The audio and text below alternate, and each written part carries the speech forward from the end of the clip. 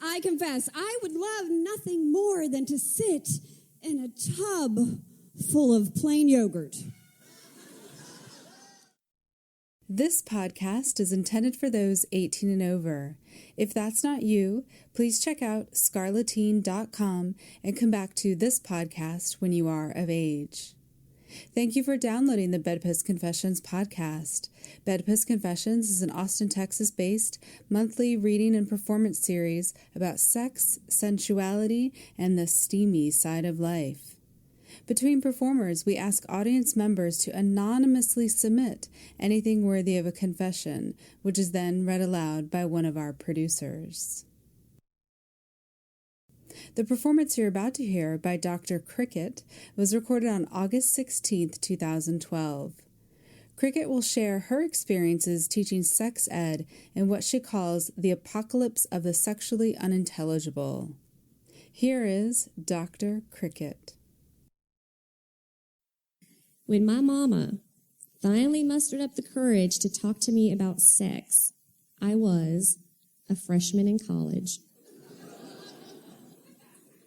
I had already found the pill on my own, thank you very much. And I had brought my boyfriend home for Easter weekend. I know, risque.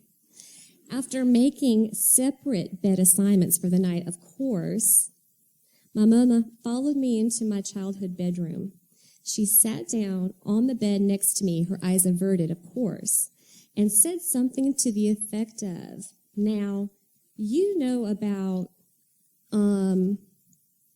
things, right?" Oh. And I knew exactly what she meant without saying anything at all, really. So I, too, avoided making eye contact with her and said, with about as much certainty as I could muster, "Yes, ma'am." Now, she must have believed me, but the truth was, I hadn't a clue, and neither did that boyfriend of mine who turned out to be my future ex-husband. And by the way, we had a lot of years of shitty-ass sex. We didn't have a clue. So before I moved here to Austin, Texas, which I guess was about 2.5 months ago, I was a little old professor and a bona fide sex educator. I actually taught a course for a lot of years called Human Sexuality Across the Lifespan, or Womb to Tomb, as I like to call it. Ladies and gentlemen, and all configures thereof, we are living in an era that is dominated by sexual falsehoods and misconceptions. And this is what I like to refer to as the apocalypse of the sexually unintelligible. It's true. I'm preaching it.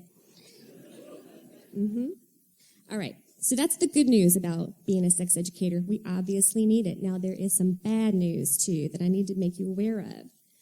Due to political and religious constraints that have existed since the beginning of time, roughly half of Americans believe that sex ed is a personal matter that should be dealt with only in the home.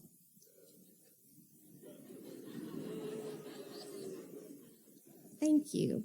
Now, this would be a perfectly reasonable approach if we had parents that, A, received an adequate sexual education themselves. Okay? I mean, really, if all y'all left here and went to go interview your own parents about how they learned about sex, I know, that's kind of a buzzkill. Sorry. I would venture to guess that many of your parents did not receive a comprehensive sex education. I'm just, and I'm not betting woman, but I would bet on that.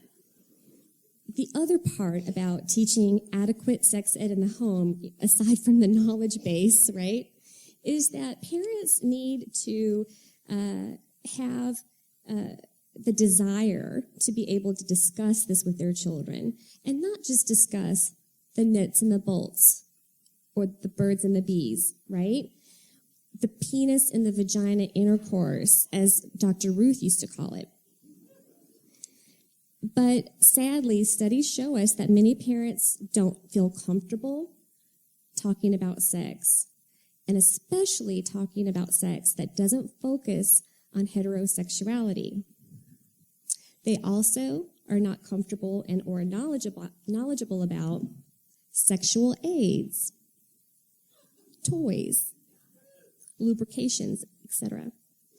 They also don't have specific instructions and know the proper usage of contraception and condom use. They don't know how to talk about sexual empowerment and what would that look like. Signs and symptoms of sexually transmitted infections, sexual abuse, including rape, sexual dysfunction. Now, I call this problems with the plumbing.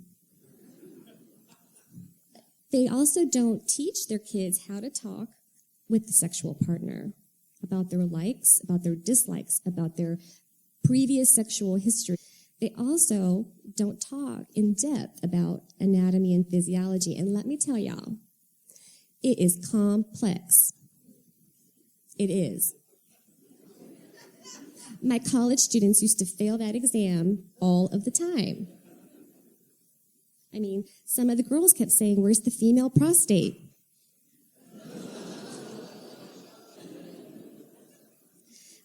Now, if I was to think about this in my own life, I don't even think my parents would know what a perineum is, or why it would even matter. But as we like to say in the South, it tain't North Carolina and it tain't South Carolina. It's in between.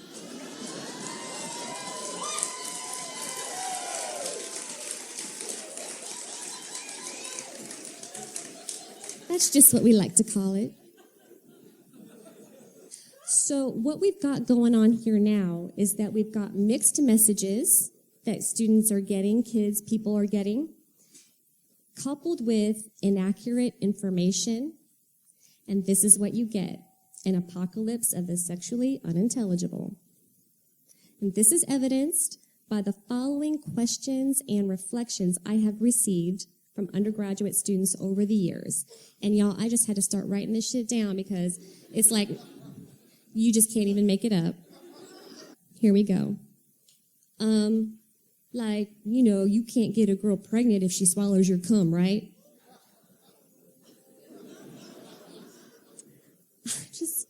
I just said, bless your heart.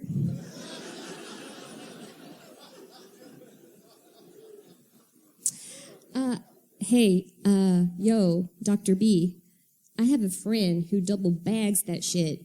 He double bags his condoms just to be on the safe side. Your friend double bags those condoms? Well, did you know that your friend has actually just increased his risk exponentially for knocking somebody up and getting an STI? Don't double bag. It'll break the condoms. And here's another one. This is a good one. It's no big deal if you get drunk at a bar and make out with your girlfriend in front of a guy. That's not gay. That's normal. Well, bless your heart.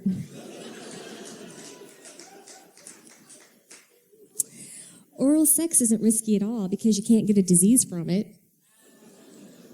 Oh, really? Since you can't get pregnant from anal sex, you don't have to wear a condom. If I had a nickel for every time a lady in my class clenched her legs in a cross position, I would be wealthy. You could just see the blood draining out of their faces like, fuck, I didn't know. No one told me that. I didn't know. I know. Bless their hearts. This is, though, my ultimate favorite. It just never gets old to me. Of course you're still a virgin if you have anal sex and you're a woman.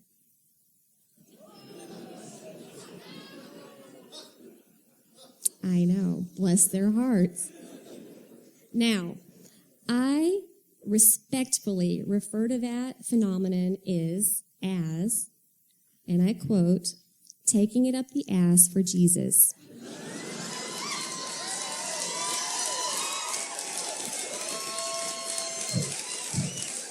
I mean,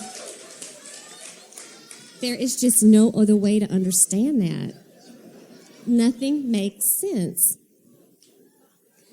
Now, somehow, people think that the powers that be believe that you're protecting your technical virginity if you take it up the ass. What the fuck? So this was that creative solution I was referring to earlier about, when you delay marriage till you're 25 and you want to protect your technical virginity, you just take it up the ass and you're still a virgin. And yet, I must talk about the very clear double standard that exists between such heterosexual women and gay men who have anal sex. Somehow, taking it in the ass becomes the proverbial devil when the gays do it. Now, I'll be damned. The mental gymnastics of working out this behavior justification is very, very complex. This mental gymnastics of this behavior justification is more accurately the unintelligible business I've been talking about with the apocalypse and all, which is fueled by bigotry and fear. But the irony here is that the highest percentage of HIV and AIDS cases in our country now belong to heterosexual women. And there you have it. We are in the apocalypse of the sexually unintelligible. So sex educators, unite, I implore you. Our work here is not done. I call you to the apocalyptic battle as educated advocates with open minds and open hearts.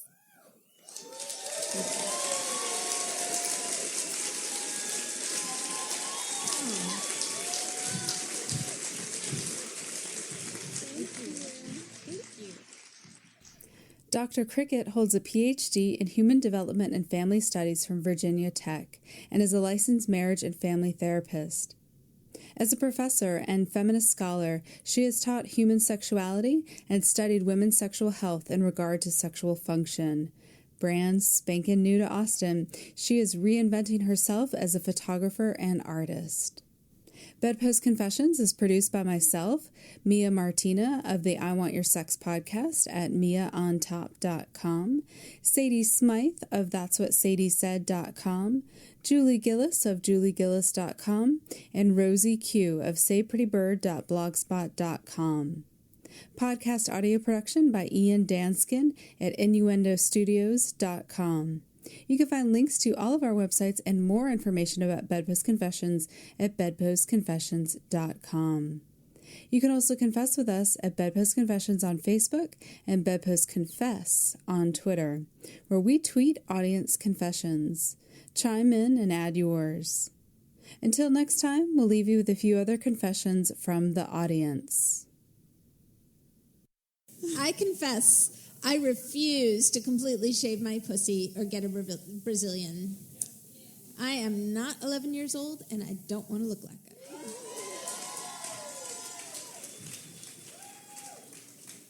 I confess, recently I was tied up, beaten, hair pulled, roughed up, called every manner of dirty whore, names, filthy, shameless slut for hours. I've never felt so loved. I confess, I've had a crush on a woman 19 years my senior, since I was 14. I'm now 46, and mission finally accomplished.